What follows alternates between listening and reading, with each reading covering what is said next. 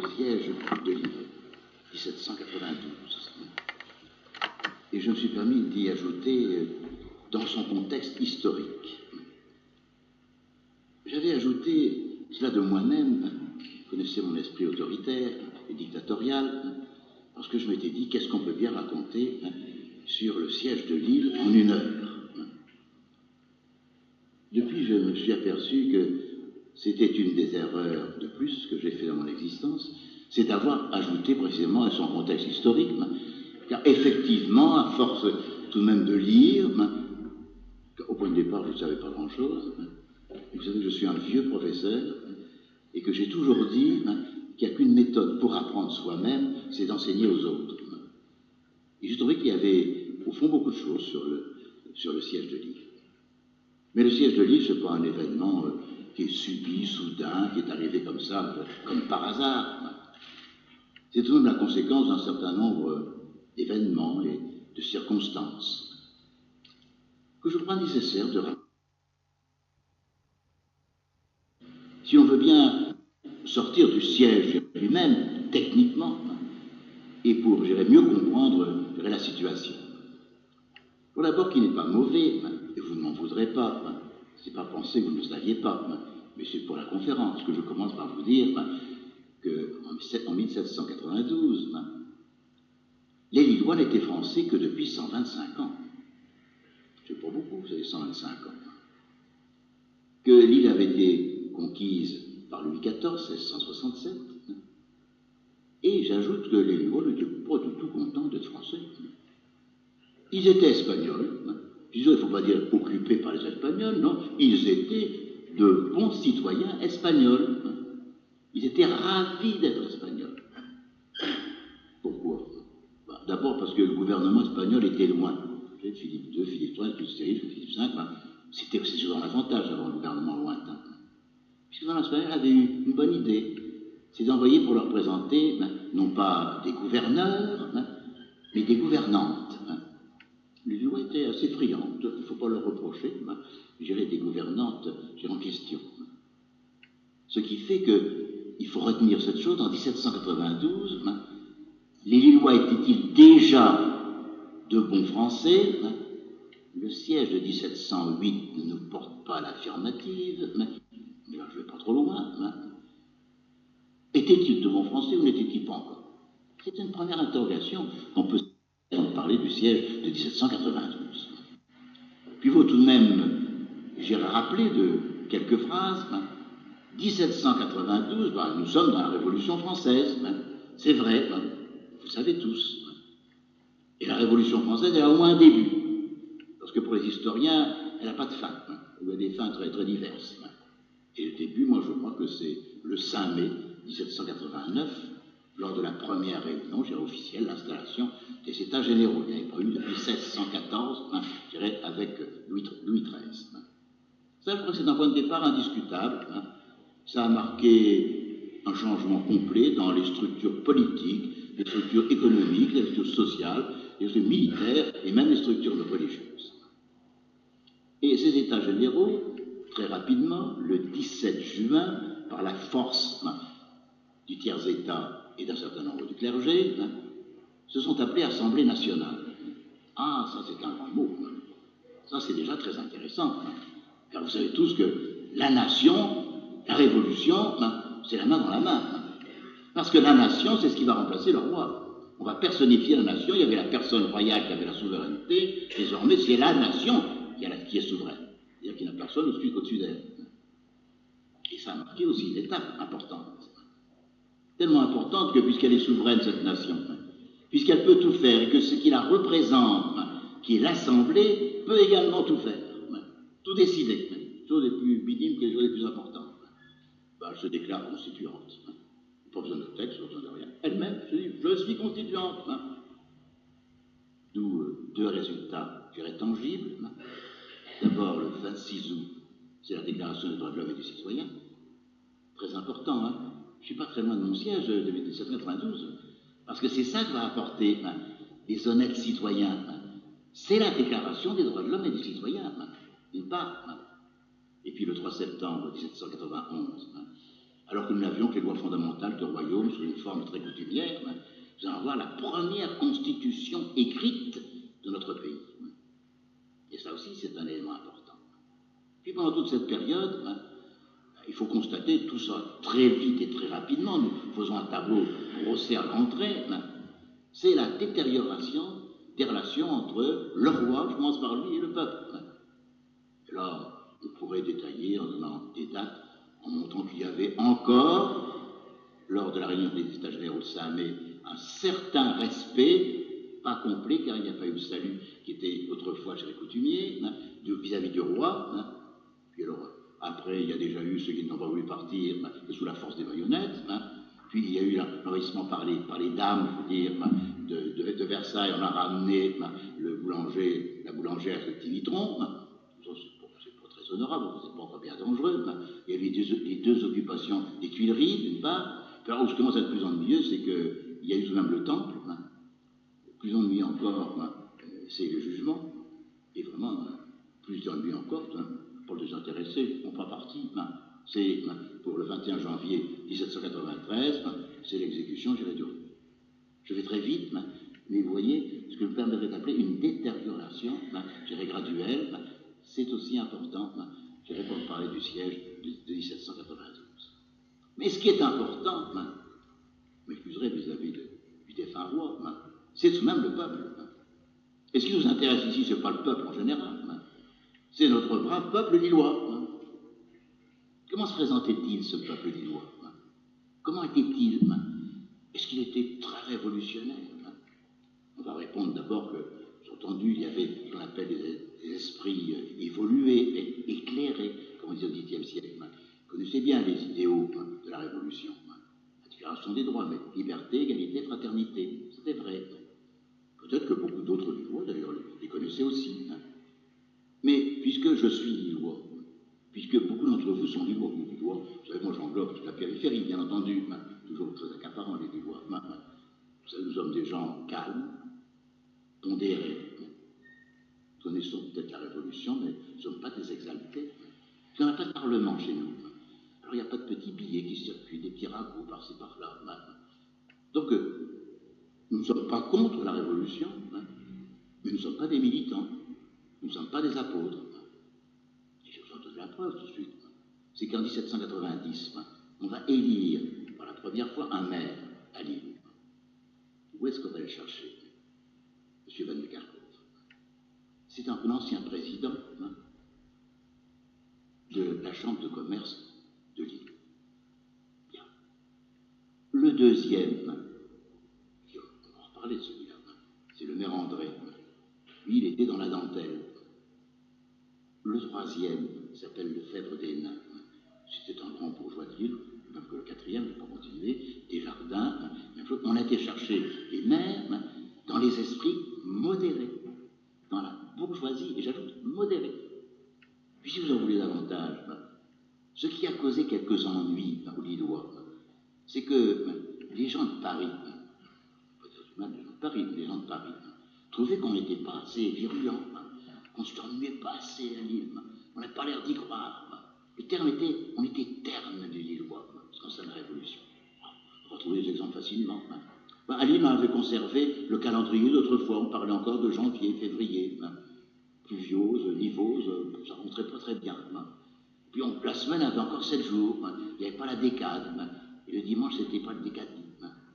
C'était pas très beau, ça, pour des révolutionnaires. De même qu'il y a une cocarde, on n'en portait pas beaucoup chez nous. On avait bien également planté des arbres de la liberté. Mais d'après les rapports des commissaires, là je cite les auteurs qui venaient à Lille, ces arbres n'étaient pas très entretenus. Le premier jour, on les avait plantés, on avait dansé tout autour, comme partout. On avait crié la République, mais tout ça était quelque peu abandonné, non pas comme ça on citait un certain nombre.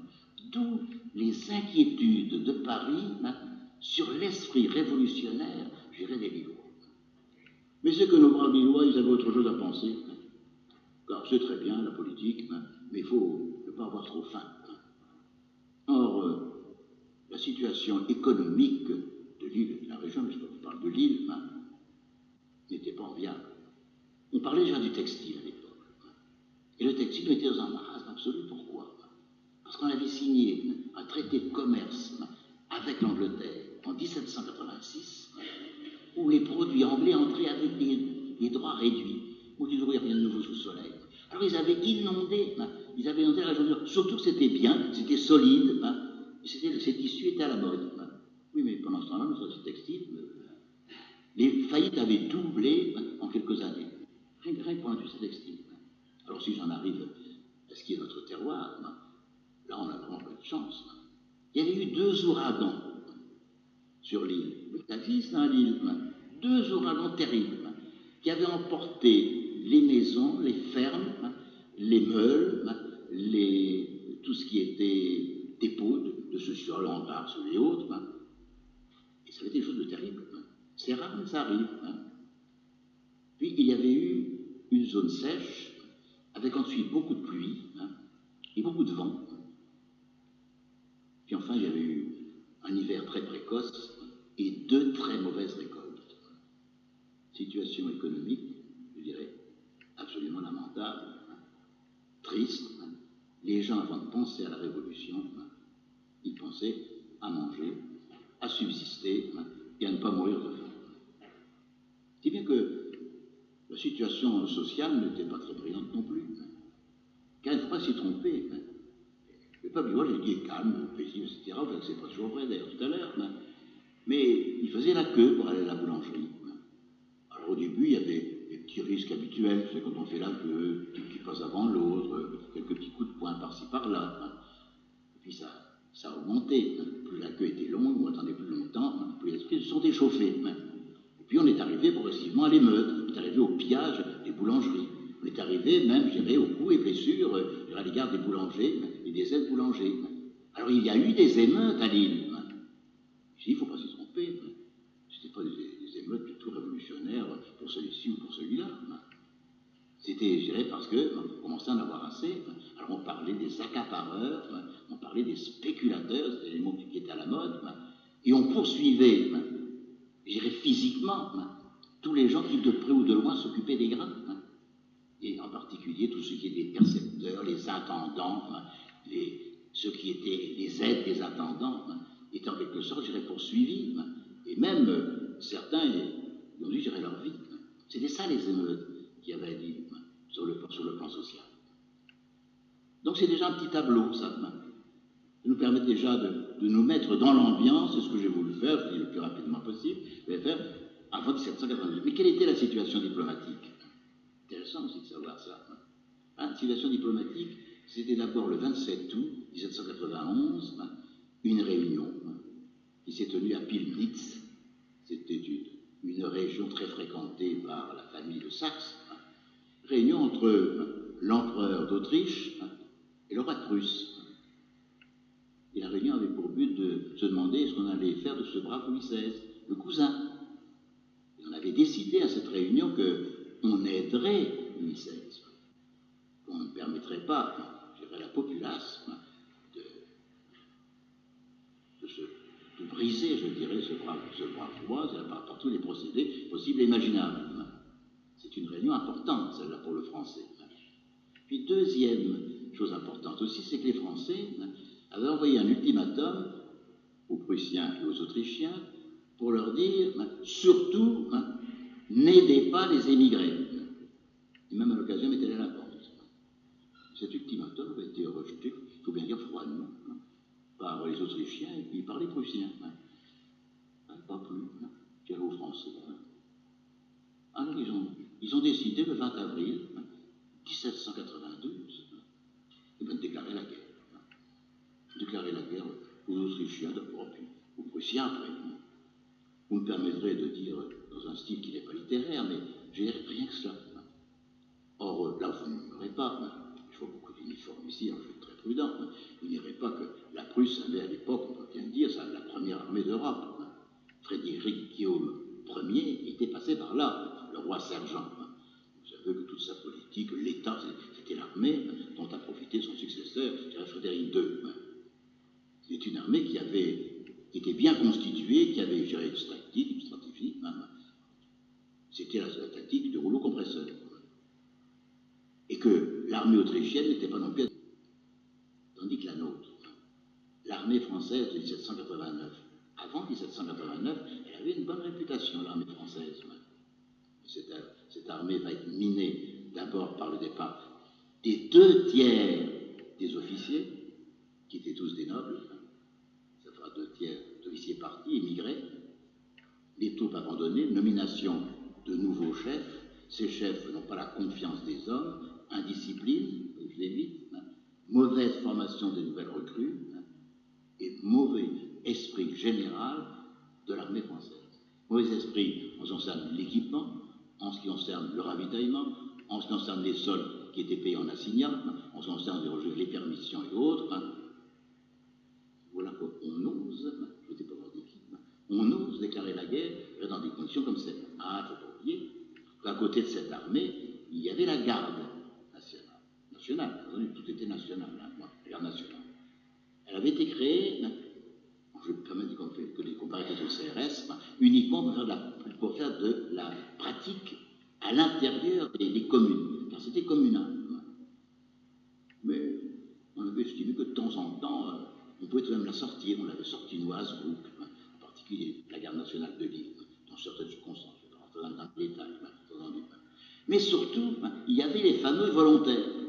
Oh, il y a une conférence à faire sur les volontaires de la Révolution. Car ces volontaires, d'abord on les a pris volontaires réels dans la garde nationale. Puis après, on les a pris des volontaires obligatoires. On les appelait réquisitionnés, c'était mieux. Volontaires réquisitionnés. Puis après, on a pris des volontaires qui n'avaient rien à voir avec la garde nationale. Alors ces volontaires, je passe encore rapidement, ces volontaires avaient une qualité. Et ça, les militaires dans cette salle ne mentiront pas. C'était la force morale. Ces gens-là croyaient. Ils savaient pourquoi ils se battaient. Ils savaient pourquoi ils allaient mourir. Et ça, c'est une force. Alors qu'il n'y a pas beaucoup de pratiques militaires, j'ai entendu, qu'ils ne soient pas très disciplinés. C'était des gens courageux. Et je dis qu'ils savaient, ils avaient une noble tâche à remplir. C'était ce désir de lutter contre les tyrans et que ce soit leur pays, leur patrie qui apporte la liberté, l'égalité et la fraternité. C'est bien que l'on peut dire, sans se tromper, que ce furent de valeureux et de courageux combattants. Mais tout de même, qui a bien pu déclarer la guerre, je dirais, dans ces conditions? Je vous dis le sourire parce que là, il n'y aura pas de problème, il n'y aura pas de discussion, tout le monde était d'accord. Le roi était d'accord pour déclarer la guerre, l'Assemblée était d'accord, le jure mondain avait poussé également. Il n'y avait que 7 voix qui avaient voté contre la guerre. 7 voix à l'Assemblée. Donc, tout pouvait aller pour le mieux, mais les motifs étaient, je vous dis, totalement différents. Ah, ça faut le savoir. Le roi voulait faire la guerre pourquoi?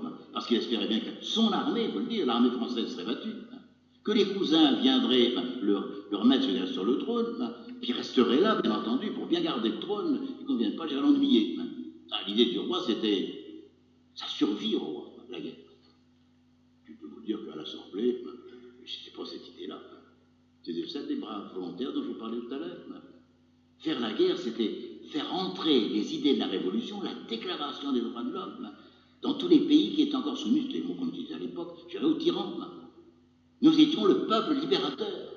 C'est nous qui faisions tomber les chaînes, je dirais partout. Et ça a été l'idée de l'Assemblée. Mais vous voyez bien que les idées des uns et des autres étaient tout de même différentes. Enfin, 20 avril, la guerre est déclarée.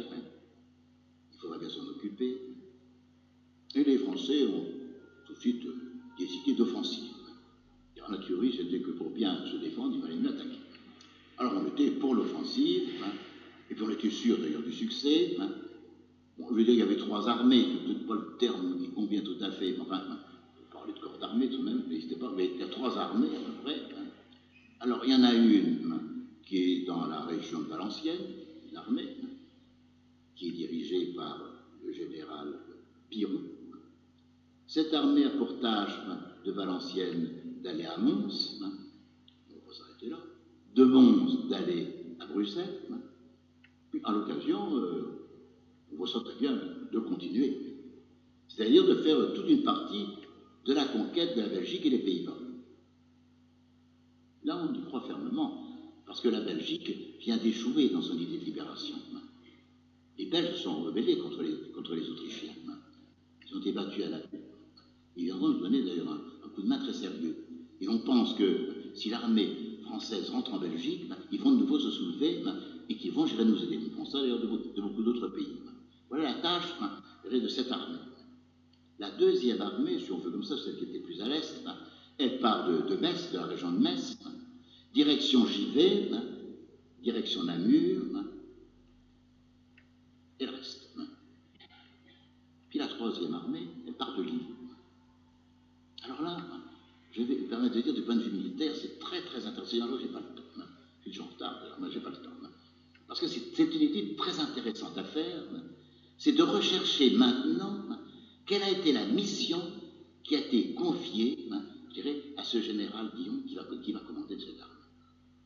Car, suivant la mission que vous lui confierez, ce sera un bon général ou ce sera un traître.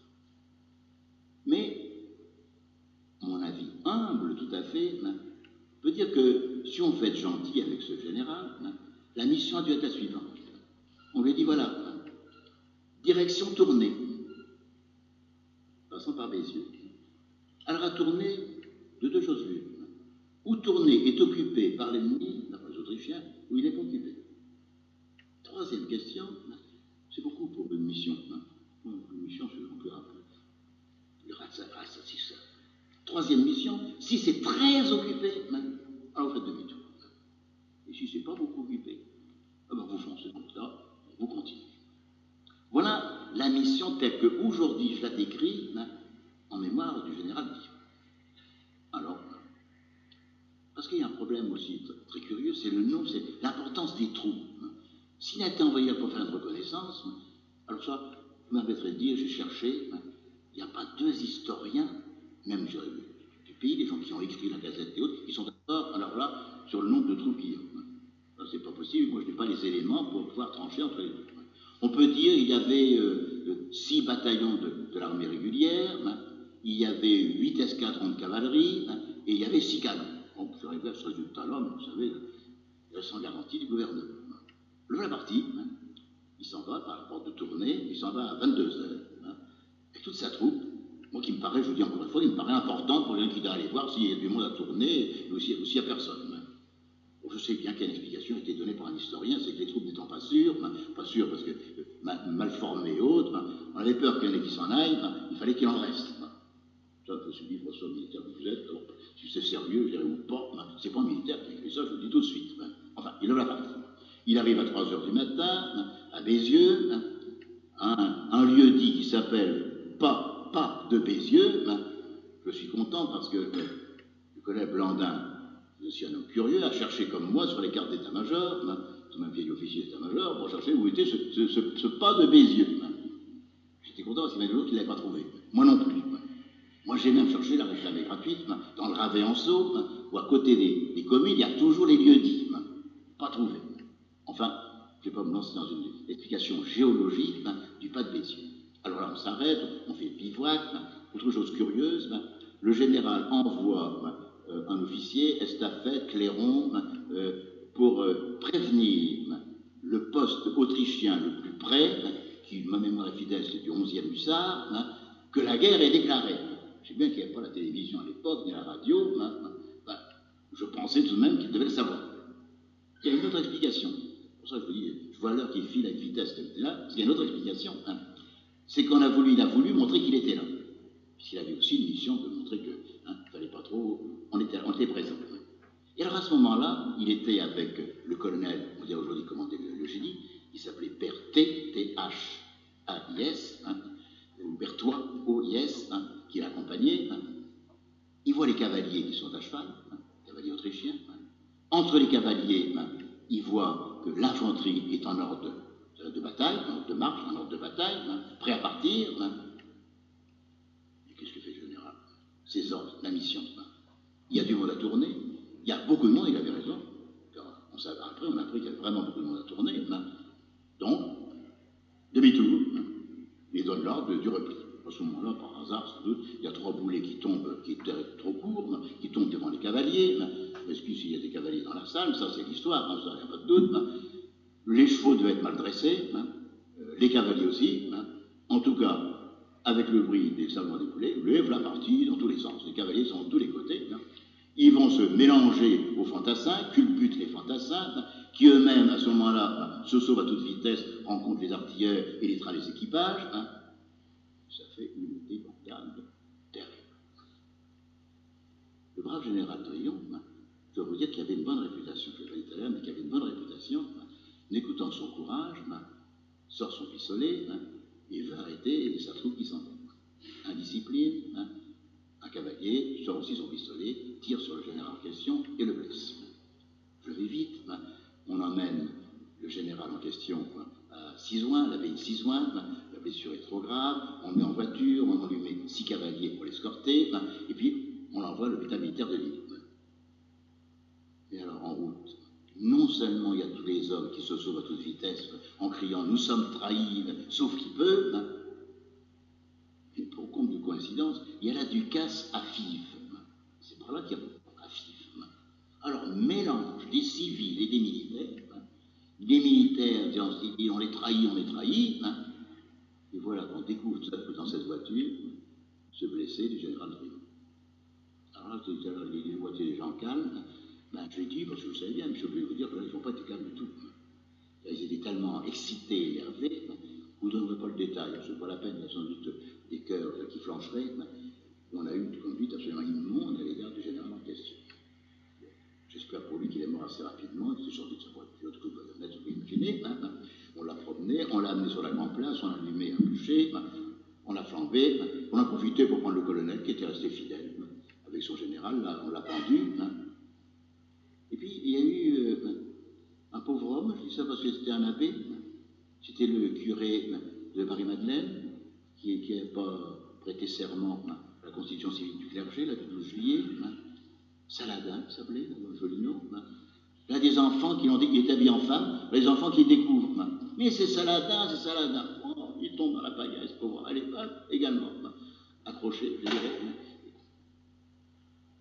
Et voilà l'histoire de ce pauvre général Drillon. J'ai essayé d'aller aussi vite que je peux, mais je suis un peu essoufflé. Puis qu'est-ce qui se passe à ce moment-là?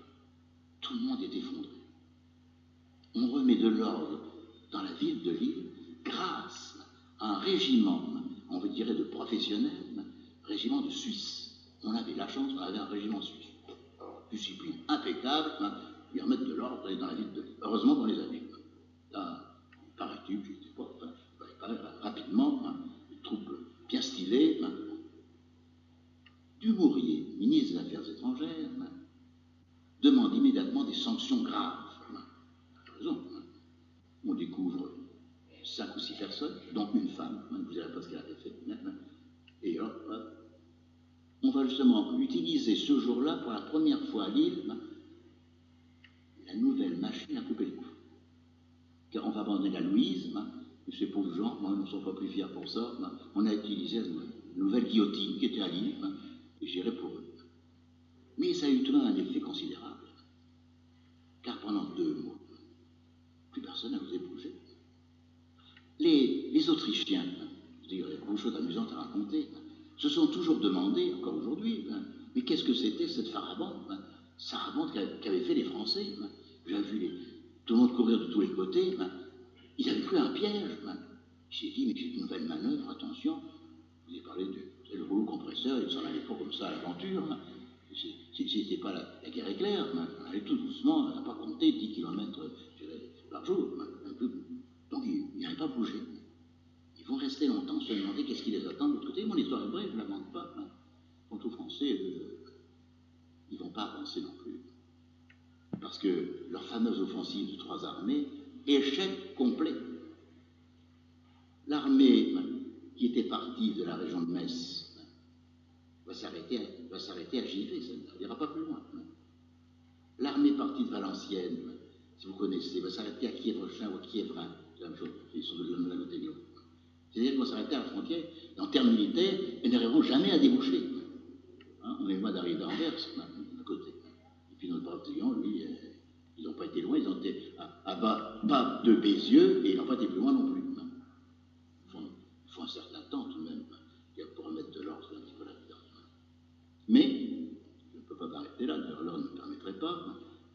pendant 2 mois, on ne bouge pas. On arrive au mois de juillet, et là, il y a eu des événements. Il y a eu des événements, d'abord, je dirais, civils. Il y a eu, par exemple, le 11 juin 1792, voilà que notre brave Louis XVI se met à utiliser, et le juriste qui parle va vous dire qu'il avait raison, parce que c'est dans la Constitution, le droit de veto suspensif qui a fait l'objet de tant de discussions, je dirais, constitutionnelles, mais il avait le droit de le faire. Voilà qu'il utilise son veto pour 2 décrets, un qui intéresse les prêtres et l'empassiers, l'autre qui intéresse les confédérés qui vont installer un camp, peu importe. Levé de bouclier quelques jours plus tard, on entre dans les Tuileries, et pour une fois, notre brave Louis XVI, qui avait réputation d'être un peu comme ça, une fois oui, une fois non, il tient coup. Il ne veut pas changer, il ne veut pas descendre sur le dos. Il veut bien se mettre le bonnet frigide. Ça, il accepte. Il ne veut pas aller plus loin. C'est un événement. Puis au mois d'août, le 12 août, toujours 1792, là, nous voyons apparaître déjà la fameuse commune, sous la présidence de Danton. Et là, on entre également dans les Tuileries. Mais là, c'est plus grave. Car là, on en veut au roi, personnellement. Et le roi se sauve. Heureusement, je dirais pour lui, à cette époque-là. Et il va se réfugier, je peux presque dire dans la gueule du loup, il va se réfugier à l'Assemblée. L'Assemblée n'était pas grand-chose à l'époque. Elle était, je dirais, sous la commune de Danton. C'est pas loin. Quelques jours après, il est expédié au Temple. Ça, c'est le début des malheurs. Du Temple, fin de mois, fin d'année, début d'année, il va passer en jugement. Bon, 21 janvier. C'est même des événements pour des gens qui sont là pour défendre le roi. Tu vois un petit peu à leur place. Ils sont là, ils ont l'air d'attendre. Et pendant ce temps-là, c'est que leur cousin, il est mal parti. S'il reste comme ça encore longtemps, une explication très simple, très logique. Donc, ils vont tout de même se remuer un petit peu. Puis alors, il y a tout de même des événements militaires. Il y a d'abord la proclamation, le grand manifeste de Brunswick. Vous savez, le grand manifeste qu'il a fait pour dire attention, si vous touchez au roi, on va faire exercice militaire d'une part, et on va tout casser dans Paris. Attention. Ça donne l'effet exactement contraire. Les Français n'aiment pas ça. Ils disent ah, c'est comme ça. Il va voir comment on va le traiter le roi. Malheureusement, le roi ne l'a pas voulu. Je suis obligé, mesdames, de dire que c'était une idée de Marie-Antoinette. Enfin, n'insistons pas sur le folie avec mesdames, peu importe. Ça a été déjà un désastre. Et puis, je vous ai toujours parlé des Autrichiens, mais je ne vous ai pas parlé des Prussiens. Ils ne dormaient pas, les Prussiens. Les Prussiens, eux, ils vont entrer en Lorraine avec un excellent général qui s'appelait Brunswick, qui avait une excellente réputation. Je le montre. Ça, c'est le rouleau compresseur. Moi, j'aime bien parce que c'était, je crois pouvoir me dire, je regarde le général, je ne trompe pas, c'était la tactique, sans entrer dans les problèmes techniques, de cette armée, bien organisée, bien soudée, et ayant une bonne technique, si vous voulez, de bons automatismes, et on avance. Et attention, il n'est pas question d'aller faire des petites attaques à droite et à gauche. Je dois vous dire que certains systèmes qu'on a vus, par exemple en 14 de l'armée allemande, ce n'était pas tout leur style, aux Prussiens de l'époque. C'est peut-être pour ça qu'ils ont changé d'ailleurs. On avançait doucement, 10 km par jour, mais on avançait. Ça avait pensé un peu aux légions romaines également. Donc il est parti. Il monte à Longwy. Pourquoi ça? Je n'ai pas cherché. Et Longwy, je connais, parce que j'y étais, moi, Longwy. C'est pourtant une forteresse. Il résiste 2 jours. On prend Longwy. On s'en va vers Verdun, toujours Verdun. Un certain temps pour y arriver. Quand on regarde les dates, tout de même. Longwy, ça va faire du 21, 23 août. Verdun, on est déjà à la. Vous voyez, pour aller vous regarderez de Longwy à Verdun, on va arriver à Verdun vers le 30. On a eu 7 jours pour aller de l'autre côté. Puis à Verdun, c'est encore mieux, là, alors là, on ne fait aucune résistance. Il ne faut pas trop dire s'il y a des gens de Verdun ici, ils n'y peuvent rien. Alors là, on avance. Et on continue à avancer dans l'Argonne. Pour les gens de ma génération, l'Argonne, nous faisons des comparaisons 14-18, c'est quelque chose. Les fameuses trouées de l'Argonne. Et à ce moment-là, aux trousses de Brunswick, on va arriver 2 armées, Kellermann d'une part, et puis Dumouriez. Ils se font prendre un petit peu l'humorier qui a fait le fanfaron, qui a dit les Thermopyles, je ne serai pas Léonidas des Thermopyles, etc. Tout de même, Brasvik leur échappe. Il arrive à trouver deux sorties, c'est difficile, on est dans le une qui s'appelle Croix du Bois, et l'autre qui est au sud-ouest de Saint-Menu. Il est sorti, je dirais aujourd'hui, il est là sur la route nationale de Chalon-sur-Marne, ça pour vous faire comprendre, là où se trouve Philippe. Et alors là, il y a tout de même quelque chose qui serait très intéressant à étudier, si j'étais encore au maintenant, c'est d'étudier comment il s'est arrivé, qui a été plus fort de Brunswick ou du Bourrier, car il s'est produit ceci, c'est que l'armée prussienne avait le dos à Paris, et donc il était face à la frontière, et que l'armée du Bourrier, qui est l'Allemagne, avait lui le nez sur Paris et le dos à la frontière, c'est-à-dire qu'il était renversé l'un et l'autre. J'ai lu quelque part que Napoléon avait essayé, là, je ne sais pas où, je ne sais plus, mais il avait essayé quelque part, peut-être au même endroit, je ne sais pas où, de faire la même manœuvre. Et l'auteur, que je ne vous cite pas, donc je ne prends pas mes responsabilités, avait dit que Napoléon n'a pas réussi cette manœuvre. Se trouvant derrière, d'obliger l'ennemi à se retourner, alors que là, on arrive de face. Bon, je ne vais pas vous parler de la bataille de Valmy, là vous la connaissez aussi bien que moi, et leur tournée. Bon, Valmy, tout le monde sait, c'est un combat d'artillerie, Brunswick n'a pas voulu faire perdre ses hommes, il a empêché le corps à corps, où les Français, les volontaires, étaient très bons.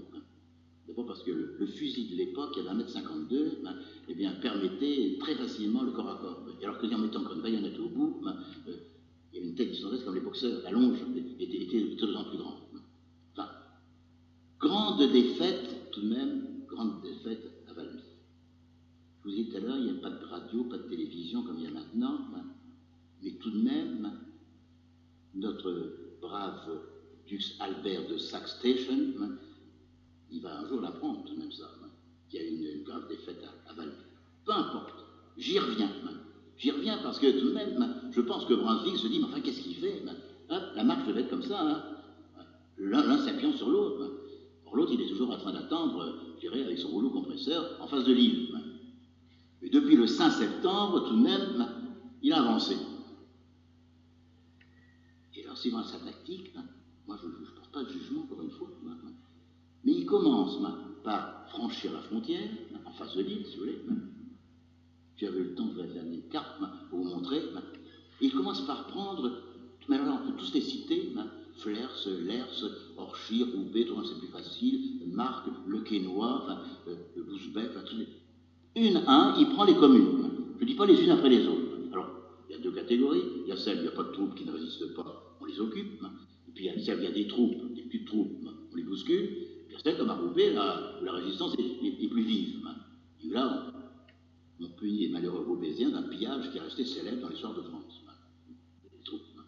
Et vous voyez, le temps, on va doucement, vous allez voir. On va très doucement, parce que d'abord ceci.